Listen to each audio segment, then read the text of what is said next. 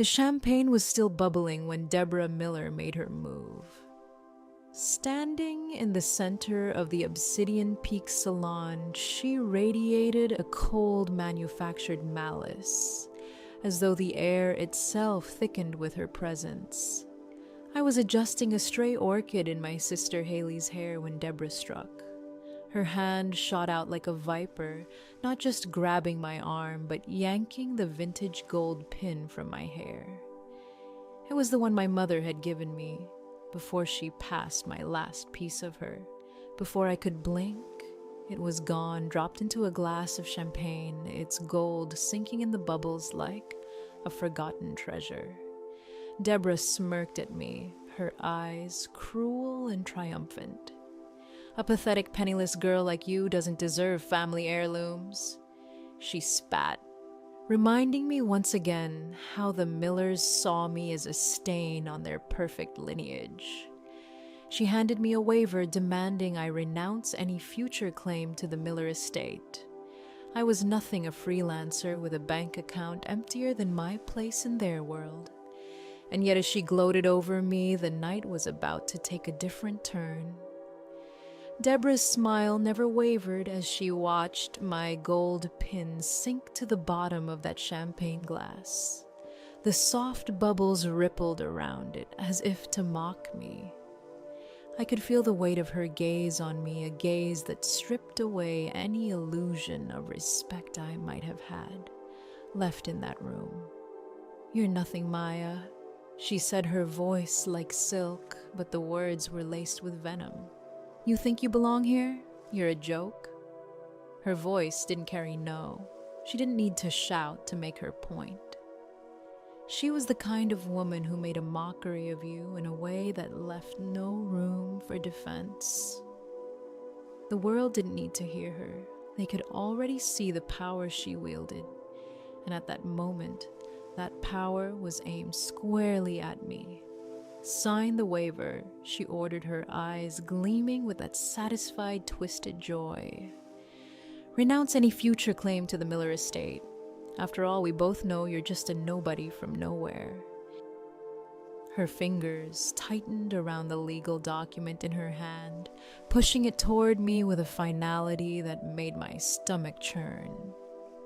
It was like I had been trapped in a maze, and the only way out was to play along to let her believe that she could break me. I glanced around the room that had once seemed so beautiful, so full of promise, and for a second I felt the walls close in. I wasn't supposed to be here. I wasn't supposed to be in this place with these people, but they had forgotten something, forgotten me. Forgotten what I had built, forgotten what I was capable of. As I looked at Deborah, I could feel the shame, the humiliation bubbling beneath the surface. It clawed at my insides, urging me to fight, to scream, to do something to make her stop.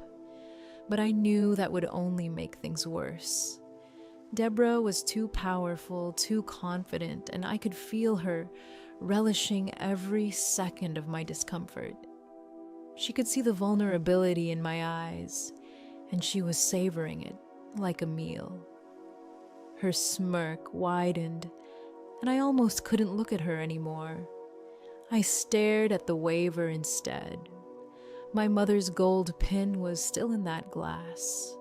I could almost hear it calling to me, a reminder of the woman who gave it to me.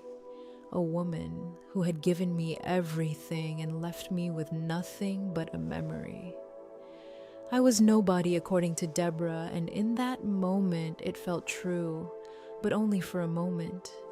The realization hit me like a switch flipping. I wasn't powerless. I wasn't broken. I wasn't just a woman from the suburbs with nothing but a few lines of code to her name. I had something they would never understand. They were playing in a game I had mastered, and they were about to find out that they were out of their depth. As I took the pen from Deborah's hand, the weight of it felt heavy. Too heavy. It was as though the universe had placed that pen in my hand to sign the end of one chapter and the beginning of another. I looked at the waiver, then back at Deborah. Her eyes were still filled with that smug confidence, that belief that she had won. She didn't know what I was about to do. She didn't know that by forcing me into this moment, she had sealed her own fate. I signed the paper, but not for the reasons she thought. I didn't sign it because I was defeated. I signed it because I needed to show her and everyone else in that room that I wasn't here to be a victim. I wasn't here to be trampled on. I was here to make my own rules. Her laugh echoed in the air, sharp and cruel. She thought she had beaten me, that she had stripped me of my dignity. She was so sure of her victory that she didn't see what was happening beneath the surface. The quiet storm brewing inside me, the storm that was about to change everything. I stood there, the pen still in my hand, my gaze locked on hers. Her victory was hollow. She had no idea who she was dealing with. I was no longer the girl she thought she could push around. I was a woman who had built a financial empire, a woman who had been underestimated and overlooked for far too long. And now I was ready to show her just how wrong she was. I looked at the waiver again, then slid it back into her hands. "I understand, Deborah," I said, my voice steady lower than the music playing softly in the background. I watched her face twitch in surprise. She didn't know what to make of my calm demeanor, but I could see the subtle flicker of unease in her eyes. The battle was over, but the war had just begun. The moment I signed that waiver, something inside me shifted. It wasn't relief, and it certainly wasn't defeat. No, it was clarity. A cold, razor-sharp clarity that replaced every ounce of anger, every flood of emotion. The world around me seemed to fade away, as if the very air was no longer thick with the tension of the room, but instead, everything slowed down. Deborah stood there holding the signed waiver, completely unaware of the change that had taken place in me. To her, this was a victory, but in that instant, I saw through the illusion she had created. She thought she had won, that she had pushed me into a corner, but I was already a few steps ahead. I didn't need to scream to lash out. I didn't need to prove anything. I had learned a long time ago that true power isn't about who yells the loudest. It's about who controls the game, who makes the moves in silence. And right now, I was the one in control. I was the one holding the cards, even though no one could see them yet. The anger that had been bubbling inside me just moments before was gone, replaced by something far more potent strategy. And as I stood there looking at Deborah, her smug face still wearing the look of a woman who thought she had conquered me, I realized that her mistake was underestimating me. She thought I was weak. She thought I was nothing but a footnote in the story she was trying to write about my family. But I wasn't a footnote. I wasn't some silent character playing along in the background. I was the one writing the script now. I stood in the middle of the Obsidian Peak ballroom, looking like the assistant everyone assumed I was. My gray silk suit, simple and understated, blended in perfectly with the crowd. No diamonds, no flashy logos, no signs of wealth that would set me apart. And that was exactly how I wanted it. I had spent years in this world, watching, learning, calculating. I had built my empire from the ground up, but I had never needed to flaunt it. True power doesn't scream. It moves quietly, strategically, and leaves no trace. Deborah thought she could push me around because she couldn't see the foundation I had laid, the quiet empire I had built in the shadows. She saw me as small, as insignificant, but all I needed was to stay calm. All I needed was to let her think she had won, to let her continue to believe that I was nothing. It was a game, and I had just made my first move. As I glanced around the room, I saw the other guests oblivious to the shifting power dynamics happening right under their noses. The Millers were surrounded by people who still saw them as the pinnacle of wealth, as the shining examples of old money and power. But I knew something they didn't. I knew the cracks beneath the surface, the instability that had been eating away at the Miller name for years. And now I was going to make sure everyone else knew it too. I moved away from Deborah, keeping my head down my steps, measured. The last thing I needed was for her to see the shift in my demeanor. I was the assistant after all.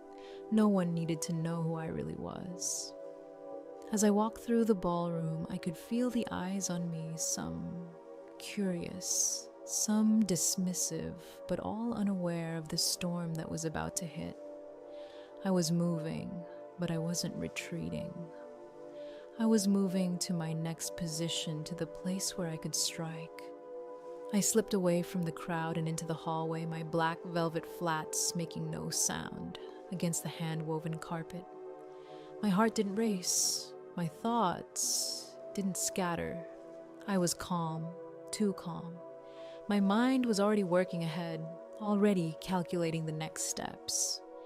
My phone was in my hand, already dialing the secure line. The cold, efficient voice of my chief operations officer greeted me as soon as the call connected. Project Nightingale. I said the words, rolling off my tongue with the precision of a surgeon. Tier 1, effective immediately. My COO's voice sharpened slightly on the other end. Tier 1. That's extreme, Maya. But there was no hesitation. Yes, I replied, my voice steady, low controlled. Every single Miller. I could practically hear the shock in his silence, but it didn't matter. I knew what needed to be done. I wasn't going to let this play out as some petty family squabble. This was bigger than that. This was about power, about ownership, and the Millers had made the mistake of thinking they could push me around because they didn't know what I had built. Lock their corporate accounts. I continued, my words clipped and efficient. Freeze all discretionary spending tied to Vance Hospitality Network. The last part of the conversation was a formality, a final step to ensure that my plan was set in motion. As I ended the call, I felt something close to satisfaction, but I didn't allow myself to feel too much. I couldn't afford to lose focus. The plan was in motion, and now it was time to watch everything fall into place. The power I had once believed I had lost wasn't gone at all. It had only been hidden, buried beneath the need to protect my sister, to keep the peace. But that was over now. No more playing small, no more hiding. Deborah had made her move. Now it was my turn to make mine. And this time, there was no turning back. The moment I finished the call with my COO, I felt the shift settle deeper into place. The world around me felt distant, almost muffled, as if the noise of the ballroom was nothing more than a faint hum. I had made my move, but the true power, my power, was in the aftermath. I knew exactly how to bring the Millers to their knees without ever raising my voice or showing a flicker of emotion. Vance Capital was my weapon, and in this world of high society where influence was everything, I was holding the blade. The Miller family had spent decades building their facade, creating a shiny, flawless image of success. But like most things that glittered, their wealth was brittle, fragile, held together by layers of borrowed time, their assets, their influence. It was all leverage to me, leverage that I had been quietly collecting for years. My team had been tracking their movements for months, gathering every shred of data, every vulnerable link in their financial chain. And now it was all coming together. I wasn't just some outsider anymore. I was the architect of their downfall. As I stood there in the hallway, the weight of what I had just done started to sink in. I wasn't just orchestrating a little revenge. I was executing a hostile takeover of everything they held dear, all in the name of balance. The Millers thought they were untouchable, but they had no idea how tightly I had wound the strings around them, how carefully I had positioned every move. I had anticipated their arrogance. I knew they would overreach, and I knew exactly where to strike. The beauty of it all was that the Millers would never see it coming. They thought they were playing the game, but they didn't realize they were pieces on a board I had set up long before tonight. They were pawns in my hand, and all I had to do was move them into check. The first domino fell when I activated Project Nightingale. The protocols kicked in, and within moments, every account tied to the Miller family went into lockdown. Their corporate finances, once so secure, were suddenly frozen.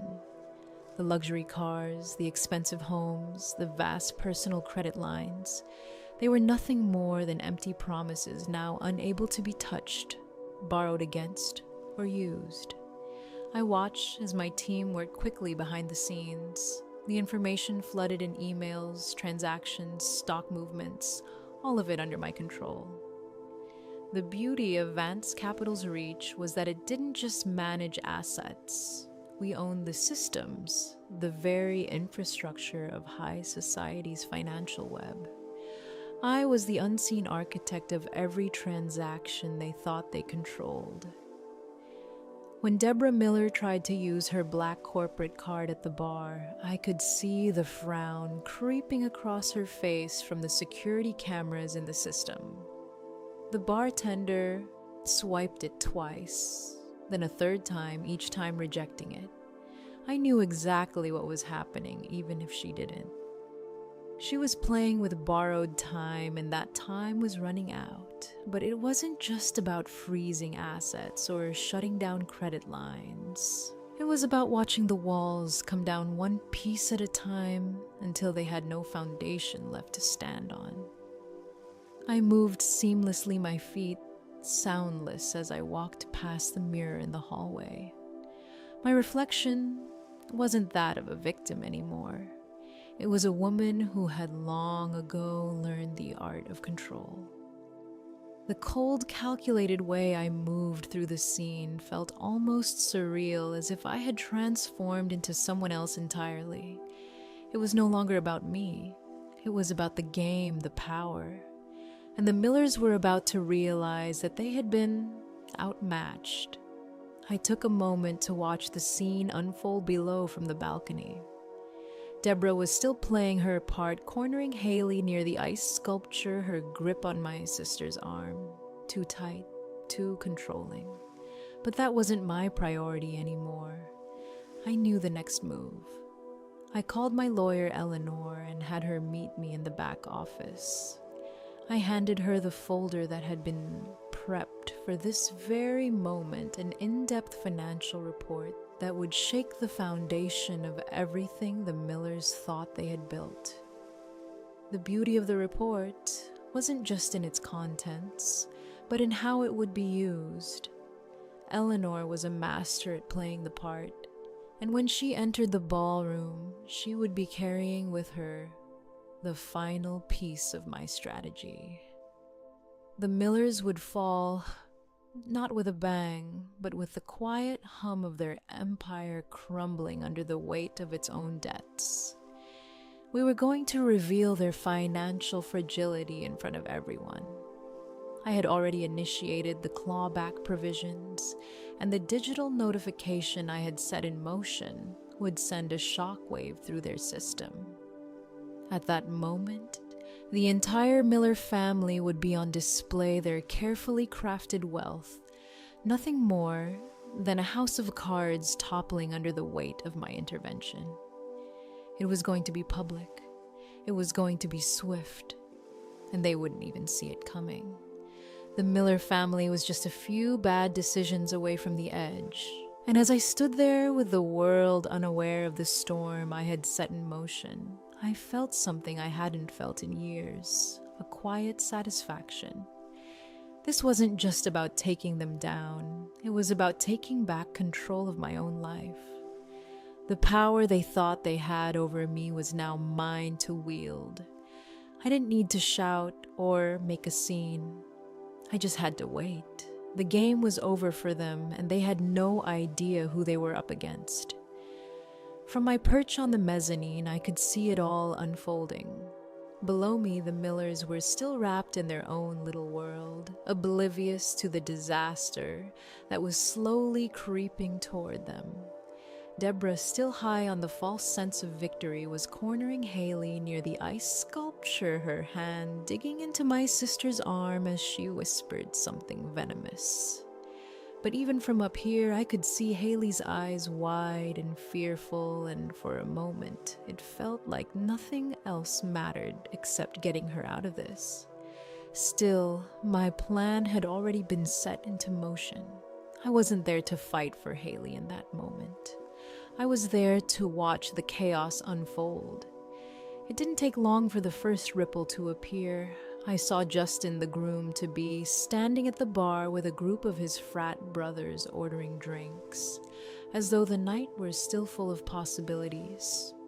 He handed over a corporate credit card with a flourish, his smug expression betraying nothing of the disaster waiting to erupt. The bartender swiped the card, paused, then swiped it again.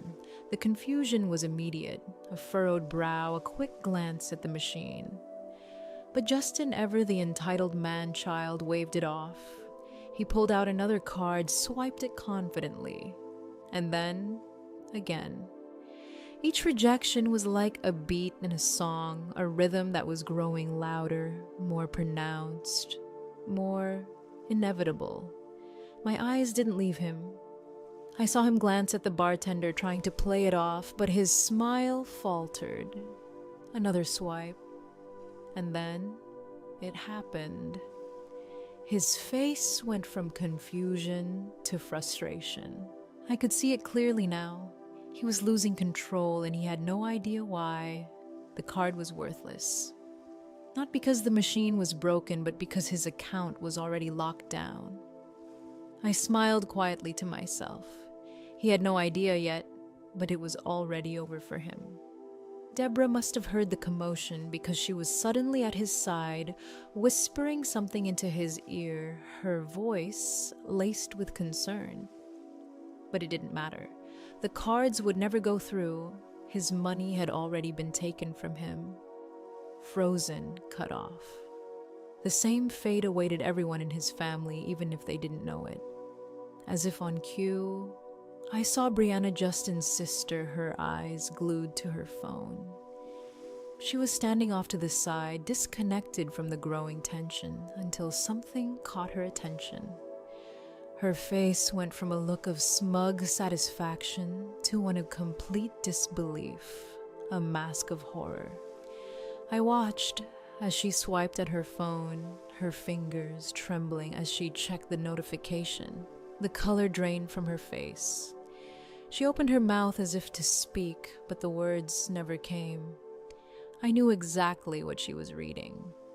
The email was from her firm's executive board, and it contained one simple message: immediate administrative suspension pending an ethics review. I could practically hear her heart stop in that moment, the air around her suddenly suffocating. She stumbled back, her eyes scanning the crowd as if searching for an explanation, any reason to make sense of the nightmare she was starting to fall into. But no one had an answer. And then it hit, the full weight of it. The panic spread like wildfire. I saw Brianna's hands shake as she tried to compose herself, but the facade was already cracking. It wasn't just her career that was over. It was the entire family's world. The system I had put in motion was working faster than they could react, and it was hitting them at every angle. Deborah, sensing the chaos that was about to break loose, turned to Justin. Her eyes darted from his now empty wallet to Brianna's terrified face. Her smugness started to falter, replaced by a flicker of panic. She wasn't in control anymore. I could see the shift, the subtle crack in her perfectly composed persona. She turned to her son, her mouth moving as if to calm him down, but her voice was thin, strained. "We'll fix this," she muttered, her grip on Justin, tightening, trying to reassure herself more than him. But it was too late.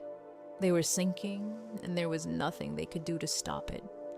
The digital chain I had set in motion was tightening around them, and they were too tangled to break free. Justin tried to pull out another card, his face flushed, his hands shaking now. The bartender just shook his head, handing the card back to him, but it didn't matter. His credit was gone. His wealth was a ghost.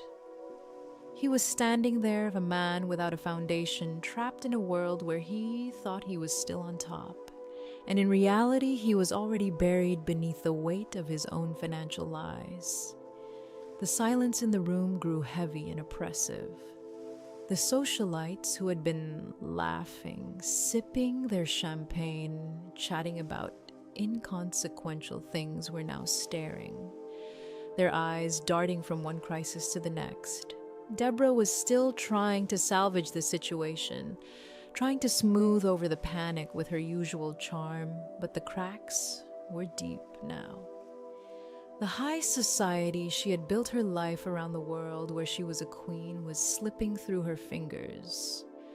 Her world was falling apart, and she didn't even know how to stop it. I watched her scramble, her face contorting with frustration and helplessness. She turned back to Brianna, trying to bring her into line, but the damage was done. The Millers were no longer the people everyone admired. They were exposed, and all I had to do was watch. I stood there watching as Deborah's world began to crumble around her. Her gaze locked onto mine, the smugness fading from her face like a shadow disappearing at dawn. Her voice faltered, but she quickly recovered, trying to play her part in front of the onlookers. "Oh, look, it's the little sister," she sneered, pointing at me as though I were a child. But the words didn't have the same weight they once did. The room grew quieter, the laughter fading as the tension settled in. Justin and Brianna rushed toward me, desperation clouding their faces. Justin gripped my shoulder, his hand trembling slightly, as if he could will the situation back into his control. "Maya, not now," he pleaded, his voice cracking under the pressure. I turned to him calmly. "The dishes are done, Justin, and the trash has been collected." My words hung in the air, sharp and controlled. Deborah's eyes darted between me and the social circle, now growing more uncomfortable with each passing second. She still didn't understand. She still thought she was the one in charge. Now, I continued, my voice cold. "I think it's time we discuss the bill." Her hand shook around her glass of champagne, her facade beginning to crack. Eleanor stepped forward, opening the folder I had handed her earlier. The moment the words hit the air, everything shifted. At 5:42 p.m. today, Silver Shield Holdings initiated a formal foreclosure on all collateral assets tied to your $4 billion loan. Deborah's face went pale. Her mouth opened, but no words came out. Her eyes widened as she glanced around looking for an escape, but it was too late. The web I had woven was complete. The foundation she had built her life on, the wealth, the power, was an illusion, and now it was crumbling in front of everyone. The silence in the room was deafening, but the chaos in Deborah's mind was louder than anything she could say. The woman who had once wielded her arrogance like a weapon, who had believed she was untouchable, was now broken. I stood there steady and composed, watching her unravel in real time. And as she faltered, I realized that the victory wasn't in the moment of triumph. It was in the calm, controlled way I had dismantled her world. Deborah's power had crumbled, and there was nothing she could do to stop it. As the chaos of the night slowly faded behind us, a strange sense of peace settled over me. The world I had spent so many years trying to fit into the world of power and pretense no longer had a hold on me. I had reclaimed my dignity, not by fighting back in the loudest way, but by making the decision to stand firm, to rise above. And more than that, I had protected the one person who mattered most to me, my sister. I had spent so long watching her suffer under the weight of a family that saw her as a means to an end. But tonight, I had made sure she was free. We were free. We didn't need the validation of the Millers or anyone else. As I looked at Haley, her face finally free of fear, I realized that the real victory wasn't in the fall of the Millers. It was in the quiet, simple happiness of this moment. The night had ended, not with a scene of loud triumph, but with the soft sound of our footsteps on the pavement, the cool air of Chicago wrapping around us as we walked together. No words were needed.